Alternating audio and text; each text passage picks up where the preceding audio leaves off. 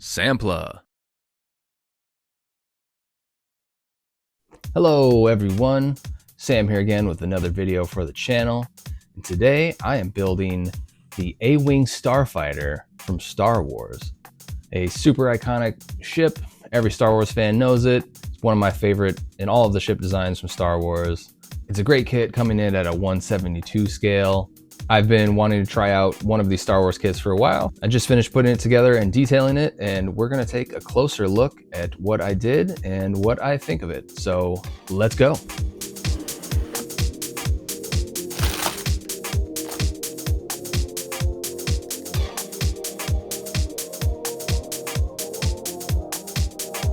All right, and here it is, the A-Wing Starfighter. Really like the way this turned out.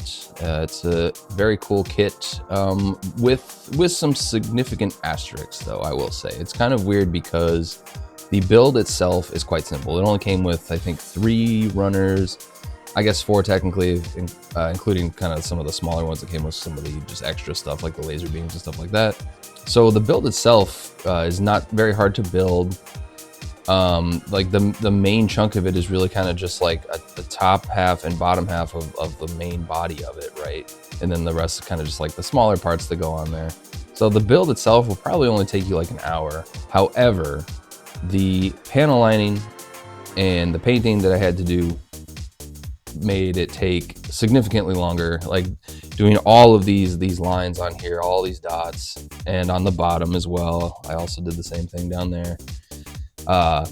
All of that included took an extremely long time, even for this tiny little kit, but it was worth it because it turned out super cool.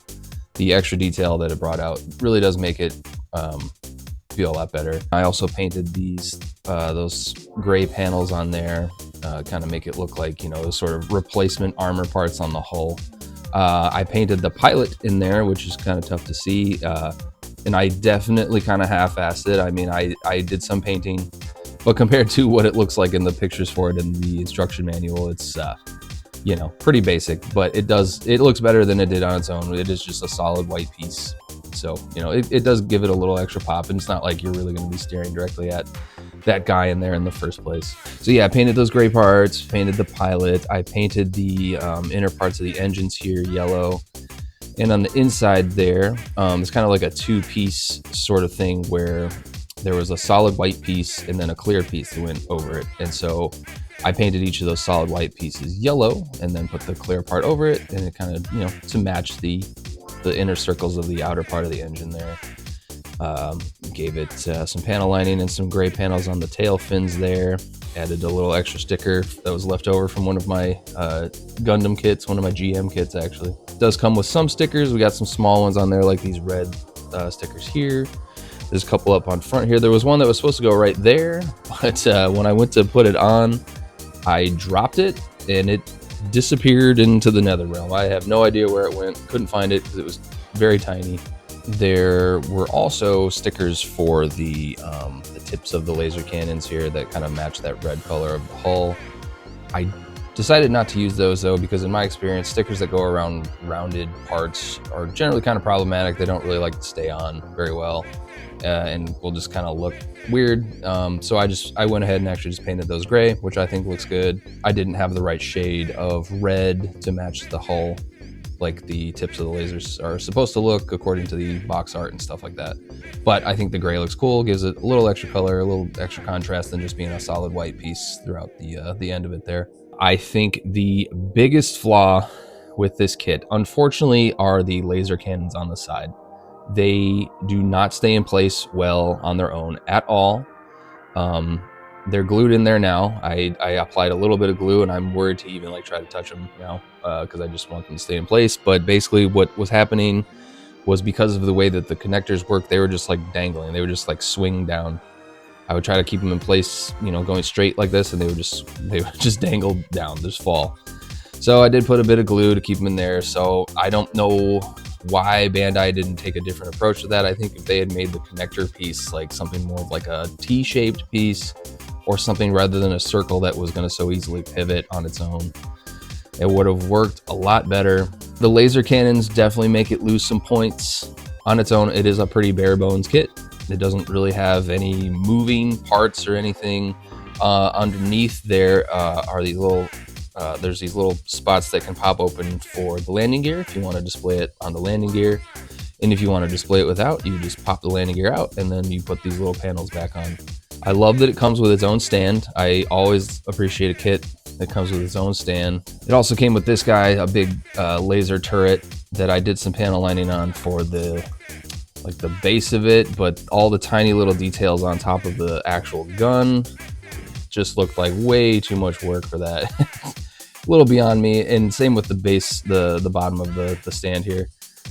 And I don't even know if panel lining is like the right technique for that, if it's something else entirely, like you kind of just, you wash it with something and it fills in those cracks, but that's not a technique I'm familiar with. It also comes with a couple laser beams that you can put into the cannons on either side that kind of make it look like it's shooting. However, because of how poorly implemented those cannons were when I was trying to pose it with that, it just wasn't working. Even just that tiny little extra bit of weight was making those cannons swing down, which was super annoying. And then now they have it glued in there, I just don't really want to mess with it. I don't want to try to like stick those lasers in there and break the glue. So overall, this is a great kit.